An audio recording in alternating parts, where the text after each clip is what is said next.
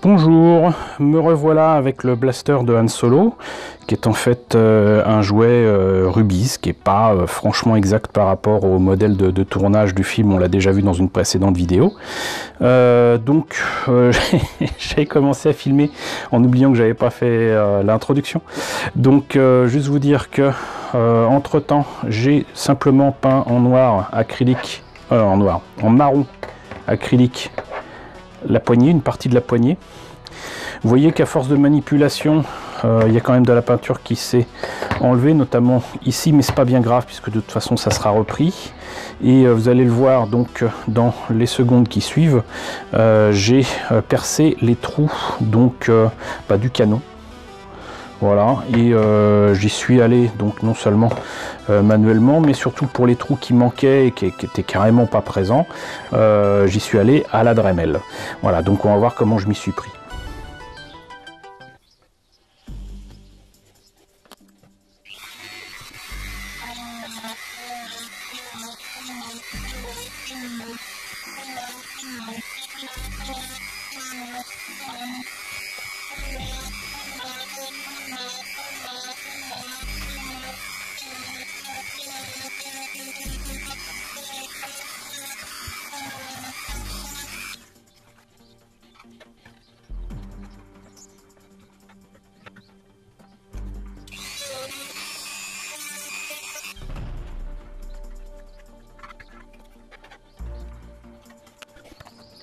Alors vous l'avez vu, j'y suis allé à la Dremel.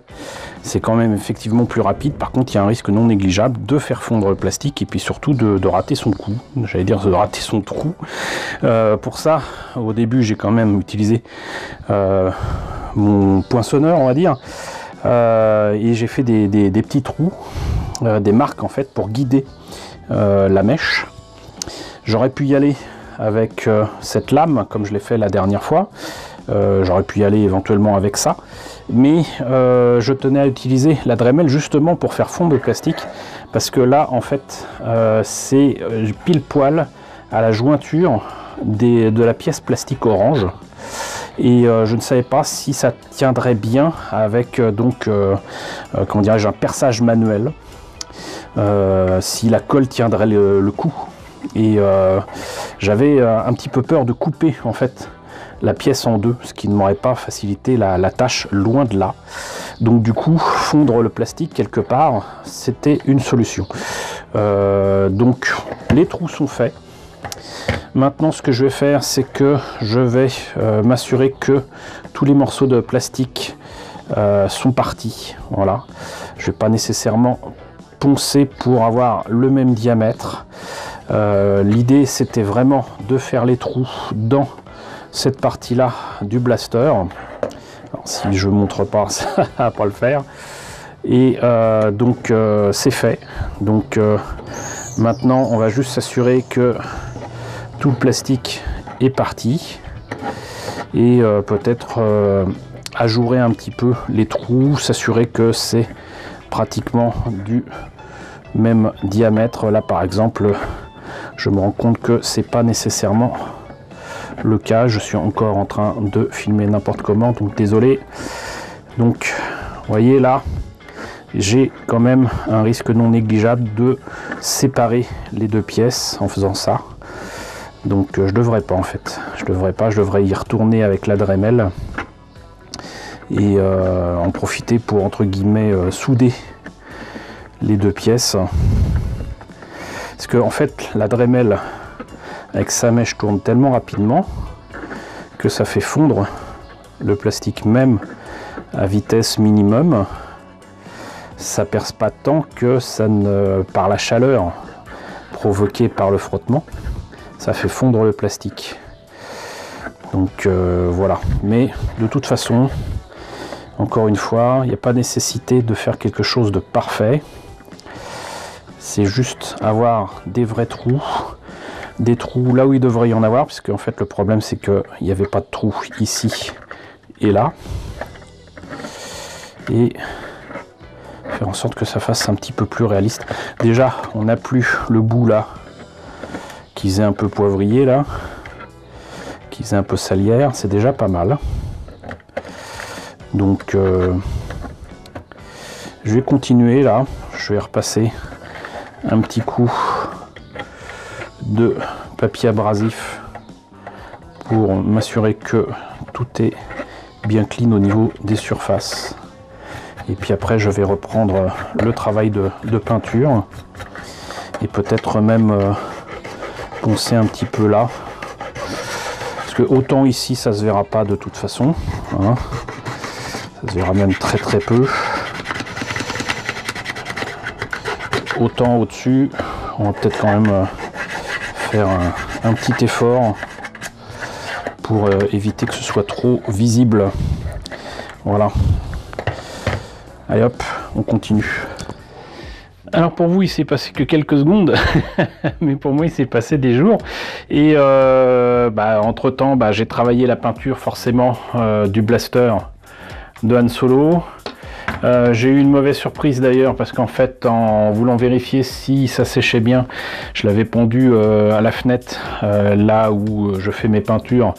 En fait je l'ai perdu des mains, voilà, et il a fait une chute d'un étage. J'avais peur de le retrouver en morceaux. J'ai retrouvé effectivement des morceaux, mais pas tant que ça. Ça m'a même permis de voir que certains morceaux effectivement ne tenaient pas à grand chose, puisque là par exemple ici c'est des morceaux qui sont clipsés sur la lunette. Et ce morceau là je devinais qu'on pouvait l'enlever aussi, j'avais pas osé le faire, et puis en fait ça l'a fait tout seul par j'allais dire la magie de la gravité. Ça s'est ouvert aussi là, mais c'est pas bien grave. Au final le flingue a quand même vachement bien tenu le coup malgré la chute, et du coup j'en ai profité pour reprendre certains détails et reprendre certains trucs carrément au marqueur noir pour les coins où la peinture s'était enlevée. J'avais pas envie de reprendre toute la peinture. J'ai repris encore une fois en marron la crosse et j'ai mis dessus donc du Tamiya Smokescreen en bombe. Vous voyez que ça donne franchement pas mal, mais surtout il me fallait travailler donc sur la lunette. Je vous ai déjà exposé toutes les possibilités offertes par les bouchons, par différents éléments que j'ai pris ici et là, et je me suis lancé. Voilà, je me suis lancé parce que je me suis dit là il y a trop de choix, il faut que je vois ce que je dois faire. Donc j'ai éliminé un certain nombre d'objets trop grands, trop petits, où il y avait trop de travail, etc. J'en ai gardé quand même quelques-uns, notamment ce truc là aurait pu être pas mal. Ça c'était vraiment pas mal aussi. Mais donc ça c'est le bouchon, on va dire, d'origine du fond de la lunette, mais il me fallait quand même reprendre l'avant. Alors est-ce que Monsieur Focus va pouvoir m'aider? L'avant de la lunette, et j'avais pas envie de creuser un trou dedans, même si j'étais chaud avec la Dremel. Et ce que j'ai fait, c'est que j'ai mis donc vous savez, des fois vous avez des petits machins comme ça en bijoux fantaisie. Alors je sais absolument pas comment ça s'appelle, mais souvent il y a un petit trou, mais il est quand même assez discret. Et moi j'en trouve et j'en achète même régulièrement, parce que vous en avez de différentes couleurs. Bon là il est argenté, là si je me trompe pas il est transparent mais un tout petit peu irisé. Là vous l'avez bleu, ici vous l'avez violet. Voilà, et là il se trouve qu'il était doré et de la bonne taille pour aller à l'intérieur de la lunette, mais c'était pas suffisant. Alors déjà, comme c'est un petit morceau de plastique genre papier, il était facile à découper, enfin facile. J'y suis allé avec une paire de ciseaux, mais il a fallu que je m'y reprenne à deux fois pour avoir un rond correct. Donc c'était en plus avec, je crois bien, quelque chose qui avait un trou comme ça, hein, donc du coup le choix me semblait parfait. Et bien évidemment il me fallait quelque chose autour. Alors j'ai commencé à me compliquer la vie en me disant peut-être qu'avant je vais quand même couper ça. Voilà, alors ça c'est quoi? C'est les pions façon jeu de dames et tout. Ça aurait très bien pu convenir, franchement ça aurait très bien pu convenir, mais finalement je me suis rappelé que j'avais ça. Voilà, et ça c'est un cercle en aluminium et qui a la particularité d'être plat.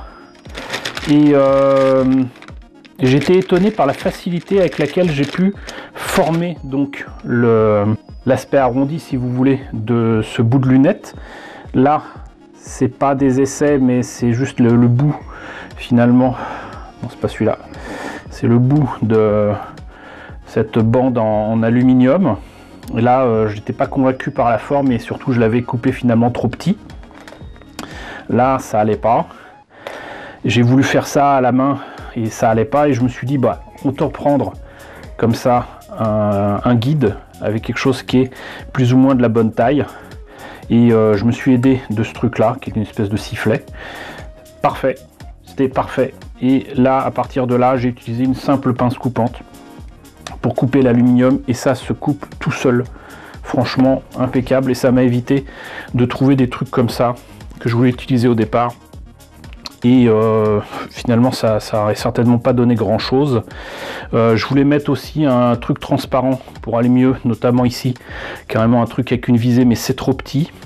Donc je laisserai passer le temps, on sait jamais. Là par exemple, ça aurait été très bien aussi, mais vous le voyez, c'est clairement trop petit. Et si un jour je tombe sur quelque chose qui est du bon diamètre, et ben je l'y mettrai. De toute façon, il y a la place. Mais pour l'instant, ça donne ça et j'en suis quand même très satisfait. Voilà, même si c'est sur le canon de l'arme, franchement, ça rend bien. Ça rend très très bien. Et de l'autre côté, du coup, qu'est-ce qui s'est passé?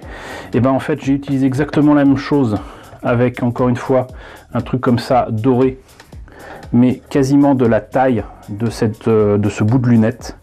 Là-dessus, j'ai pris un des pics cocktails que je vous ai déjà présenté, donc vert dessus, qui est là aussi exactement de la bonne taille. Au départ, je voulais le mettre carrément dessus et puis allonger un petit peu la lunette. Je me disais bah, c'est pas grave, mais ça me gênait quand même de faire ça comme ça, même si là il y a une cible. Ça me gênait, et au départ je voulais utiliser ça parce qu'il y avait déjà, le trou était déjà fait, mais il aurait fallu quand même le coller et c'était légèrement trop petit. Et tout d'un coup, j'ai essayé un simple bouchon, un bouchon que je vous ai déjà présenté. Ça rentrait parfaitement, ça coinçait parfaitement. Et plusieurs attraits à ça, c'est que d'une part, il me suffisait de coller éventuellement le bord de ce truc-là sur l'intérieur de la lunette. Je suis désolé, j'aurais dû filmer ça, mais j'y ai pas pensé. J'étais très content de mon idée, je me suis lancé, j'ai utilisé de la super glue. J'ai mis autour, j'ai coincé dessus, impeccable. Ça, je me suis dit, si je mets de la super glue, ça va opacifier, on va éviter. Et donc, en fait, tout ce que j'ai fait, c'est que j'ai utilisé ma Dremel. Enfin, d'abord une lame, et ensuite une Dremel. Une lame déjà pour couper à l'intérieur du bouchon, et ensuite la Dremel pour arrondir et faire en sorte que ça prenne la forme. Voilà, qu'il faut pour donner, j'allais dire l'objectif. Et donc je savais que le bouchon rentrait parfaitement dans la lunette, donc je l'ai simplement mis dessus. Là il n'y a pas de colle, il n'y a rien, ça tient impeccable, et vous voyez que le résultat est assez sympa. Voilà, j'ai même eu le temps de rajouter les piles. Voilà, donc je pense qu'il est temps de passer à la conclusion et vous montrer donc le flingue tout seul sans tous ces trucs là. Et puis on va passer à autre chose. Bon, et bien voilà, tout ce que je me suis contenté de faire, c'est faire un brossage à sec, assez grossier d'ailleurs, avec toujours la même peinture hein, que j'ai utilisée sur les autres armes que je vous ai présentées, à savoir donc une peinture acrylique comme ça, argentée, du même genre qu'on trouve à Action, mais ça je crois que je l'avais trouvé à la ressourcerie. Et je l'ai appliqué avec un très gros pinceau qu'on utilise d'habitude plutôt pour les travaux en bâtiment. Et ça a plusieurs intérêts. C'est que d'une part, déjà, vous pouvez pas mettre autant de peinture que sur un tout petit pinceau. Qu'ensuite, c'est vraiment donc entre guillemets assez léger, quoique. Et puis vous pouvez travailler très vite, surtout sur des objets aussi grands. Là, c'est pas une petite maquette. Voilà, c'est un objet taille réelle. Donc là, c'est parfait. Alors c'est un poil exagéré. mais quand j'ai vu le résultat, je me suis dit, en fait, pour un props qui devrait apparaître dans un film, ça passerait très très bien, parce que, bah, en fait, c'est exagéré, et du coup, ça passe mieux à l'écran. Voilà, donc moi je trouve d'ailleurs que là, à l'écran, ça passe très très bien. Donc voilà, par rapport à ce que je vous ai montré juste avant, c'est tout ce que j'ai ajouté. Je n'ai même pas verni pour l'instant. Faudra que je reprenne, par contre, je vois ici la peinture sur la partie où il y a la vis pour tenir le boîtier pile. Ça, je pouvais pas le deviner, donc ça je le reprendrai avec un petit coup de peinture dessus, mais rien de bien grave. Donc je rappelle que j'ai surtout travaillé la lunette de visée. Donc je sais pas ce que vous en pensez, moi je trouve que ça rend vraiment très bien. Voilà, et à l'avant c'est ça. Là tout ce qui manque en fait c'est vraiment un truc plastique comme ici, mais de la bonne taille pour là, voilà, et retaillé. Voilà, mais sinon voilà, on a un blaster de Han Solo que je trouve, ma foi, fort sympathique. Certes, absolument pas identique à ce qu'on voit dans le film. Certes, même les jouets de Kenner et d'Hasbro étaient mieux, mais c'est le seul objet que j'avais à disposition et facilement trouvable. Et encore une fois, c'était pour correspondre à un projet d'amélioration et de peinture d'objets pas chers. Et donc le flingue, le blaster de Han Solo de chez Rubies convenait parfaitement. Il n'est pas bien cher quand on le trouve, et donc en fait qu'importe qu'il ne soit pas exact par rapport à ce qu'on voit dans le film. Là ce qui m'importait c'était de montrer que d'un truc orange et blanc on peut obtenir un truc qui pourrait très bien figurer justement dans un film de Star Wars, et je suis totalement satisfait. Donc voilà, écoutez, j'espère que cette présentation et surtout d'avoir suivi l'amélioration et la peinture de ce blaster de Han Solo vous a intéressé. Moi en tout cas c'est un projet qui me tenait à cœur. N'hésitez pas à me dire ce que vous en pensez dans la section commentaires, n'hésitez pas à liker, n'hésitez pas à partager, n'hésitez pas à vous abonner si ce n'est pas déjà le cas. Coucou aux nombreux abonnés qui nous ont rejoints ces derniers temps, bienvenue ici. Coucou aux grands anciens qui me suivent depuis plus de 4 ans, merci à tous de votre fidélité, merci à tous de votre soutien sur Tipeee et sur Paypal. Surtout prenez soin de vous, je vous laisse avec la liste des contributeurs de la chaîne et je vous dis donc à très bientôt, peut-être pour l'amélioration d'une nouvelle arme de science-fiction.